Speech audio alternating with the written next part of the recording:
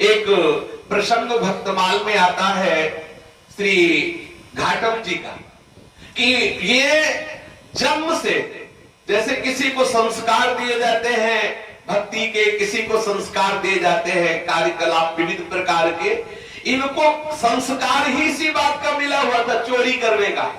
और चोरी करने वाले में सारे अवगुण होते हैं। वो जरूरत पड़ी तो हिंसा भी कर सकता है, जरूरत पड़ी तो विविध प्रकार के और भी अपराध कर सकता है। संत समागम का कितना भारी प्रभाव होता है। घाटम जी के चरित्र में आता है कि ये मीणा जाति के थे, जयपुर राज्यांतर्गत ये खेड़ी ग्राम के निवासी थे। चोरी, डाका, लूटपाट ये इनका पारिवारिक पेशा था, कुल परंपरागत। जैसे पंडिताई का पेशा, जैसे वैश्य कुल का, जैसे स्वर्णकार का।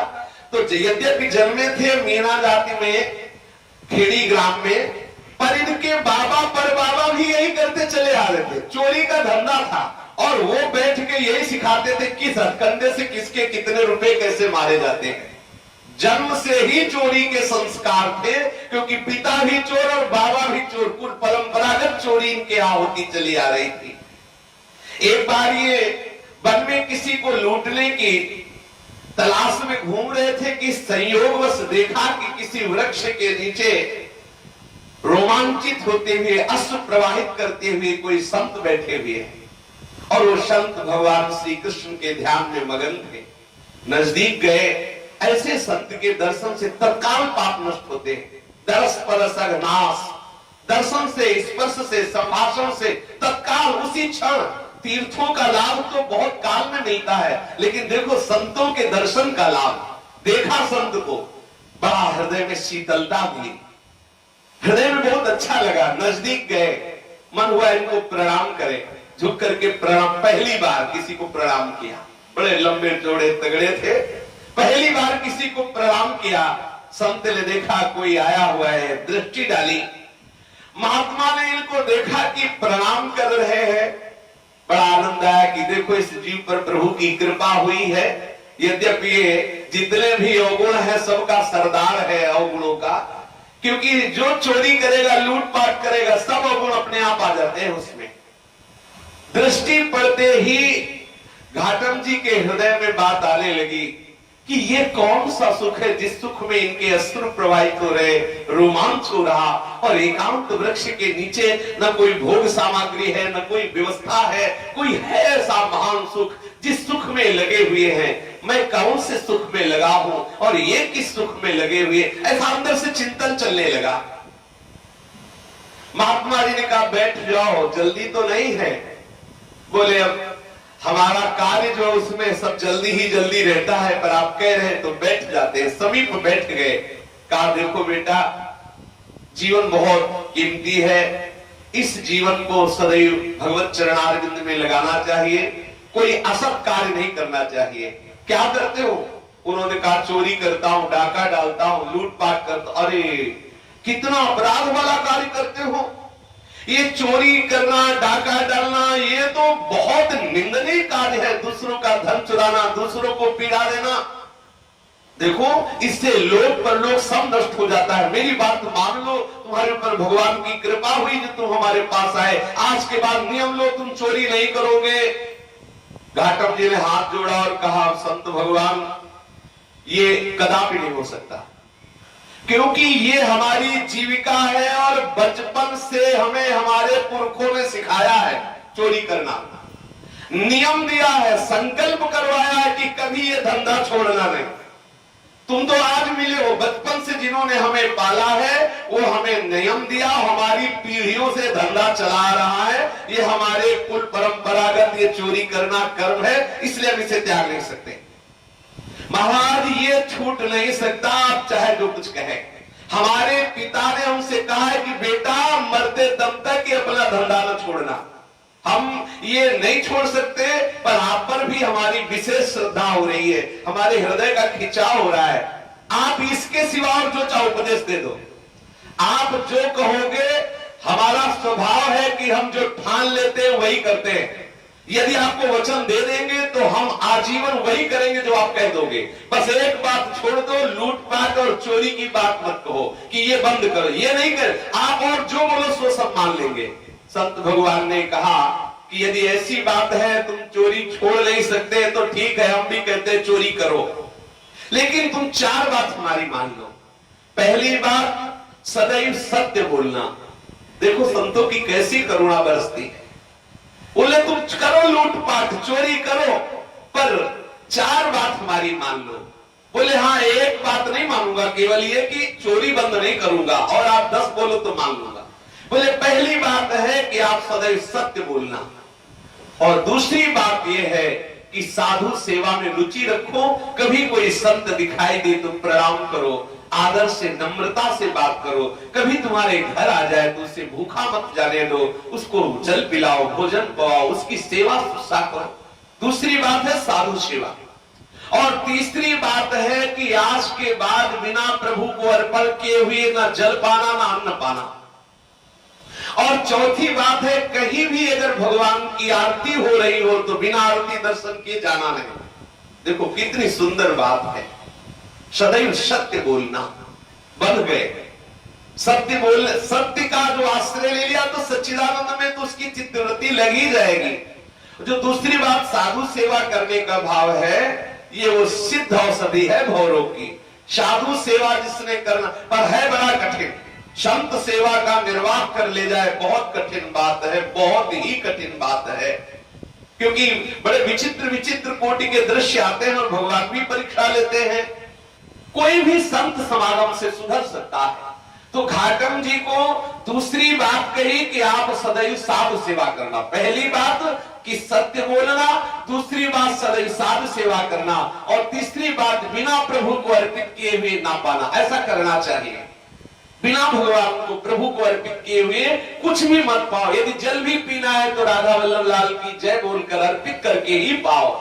जो भी पाना है, कभी अगर ऐसा अवसर है कि प्रगट में ठाकुर आपके पास नहीं विराजमान है तो एक क्षण के लिए रुकिए और प्रभु का नाम कीर्तन कीजिए, 2-4 नाम बोलकर प्रभु को भाव से अर्पित कीजिए, फिर पाइए। और भी सच्ची बात यह है कि किशमिश आदि का भोग लगा के प्रसाद पास रखिए। यदि आप कहीं बाहर पाते, 2 किशमिश का प्रसाद भोग कर डाल दिया उसमें, वो प्रसाद स्वरूप को फिर पा ली। अमनिया पाइए ही नहीं, भगवत अर्पित करके पाइए। यदि आपको इसी जन्म में भगवत प्रेम प्राप्त करना है, भगवत प्राप्ति करनी। चौथी बात है आरती का दर्शन। देखो इसमें संप्रदायवाद की बात नहीं, किसी भी ठाकुर की आरती हो रही हो तो 2 कदम रुक जाओ और आरती 1-2 बार का दर्शन करके प्रणाम करके अपने इष्ट का नाम लेते हुए चले जाओ। और हेलना नहीं करनी चाहिए, सब प्रभु यार। मानो कहीं आरती हो रही ठाकुर की और आप कह रहे हैं क्या आरती नहीं, कम से कम अगर वाहन में हो तो उतर जाओ, 1 सेकेंड के लिए उतर कर सर झुकाओ, दृष्टि भर कर आरती को देखो और चल दो। 4 नियम दिए संत भगवान ने। सत्य बोलना, साधु सेवा करना, बिना अर्पित किए हुए कुछ पाना नहीं, और भगवान की कहीं आरती हो रही तो उसके दर्शन करना। घाटम जी ने संत भगवान को प्रणाम किया और कहा गुरुदेव जीवन भर इन 4 बातों को मैं पालूंगा। अब तो ये लूट पाट करके धन लाते, उस धन से साधु सेवा करते और फिर जो बचता उससे परिवार को पवाते। एक दिन संत जनों की जमात घर पर आई तो इन्होंने तत्काल ही उठकर संतों को दंडवत प्रणाम किया, सभी को सुंदर बैठने के आसन दिए और सोचा कि अब घर में कुछ पाने का है कि नहीं, देखा तो है नहीं। बोले अब क्या करें, वहां से निकले, बाजार में गए, कुछ दुकानदारों से उधार मांगने की चेष्टा की, लेकिन उन्होंने मना कर दिया। तो उस समय गेहूं की फसल कट रही थी, किसान गेहूं को मारकर सुंदर सुंदर रास लगाए हुए थे। गए, बड़ा सा चद्दर लेके, देखा कि किसान लोग सो रहे हैं, गेहूं भरा, जल्दी से लाए और व्यवस्था की भोजन की संतों की। पर बड़े तगड़े तंदुरुस्त थे तो पैरों के चिन्ह बन गए थे। साधु को पवाते समय सोच रहे थे कि अब तो फंसेंगे ही, क्योंकि जब किसान जगेंगे, पैरों के चिन्ह देखेंगे तो अपने आप हम प्रसिद्ध है, समझ में आ जाएगा कि घाटम जी के पैर हैं, हम पकड़े जाएंगे। जैसे जैसे संत जन वो प्रसाद पा रहे थे, वैसे ही बादल चढ़ा, बड़ी धूल भरी आंधी और फिर वर्षा हो गई। उनके वो जो पैरों के चिन्ह थे मिट गए। ये बात देख के घाटम जी को और विश्वास हुआ कि साधु सेवा हमें कभी फंसने भी नहीं देगी। बड़ा उनके हृदय में आनंद हुआ, संत सेवा के प्रति और श्रद्धा हुई। ऐसे ही एक बार आपके वो गुरुदेव भगवान जिन्होंने 4 उपदेश किए थे, कोई उत्सव था, तो ये सिद्धांत है कि गुरु जी के पास जाए तो जो भी हो दुर्वा अंकुर फल पुष्प आदि लेके जाना चाहिए, खाली हाथ नहीं जाना चाहिए, ऐसा विधान है। घाटम जी ने सोचा कि गुरुदेव के पास क्या ले जाएं। अब गुरुदेव के पास सेवा पहुंचानी चाहिए, उत्सव है, पर हमारे पास तो इस समय कुछ है नहीं। आपके पास एक पैसा भी नहीं था। आपने निश्चय किया कि अभी अभी चोरी करते हैं रात्रि में और सुबह गुरुदेव भगवान के यहाँ सेवा में दे देंगे। इन्होंने एक फौजी सिपाही का वेश बनाया और एक राजा के अस्तबल में प्रवेश कर गए। रात्रि का समय पहरेदार ने आवाज दी, कौन है? तो गुरुजी ने कहा था सत्य बोलना।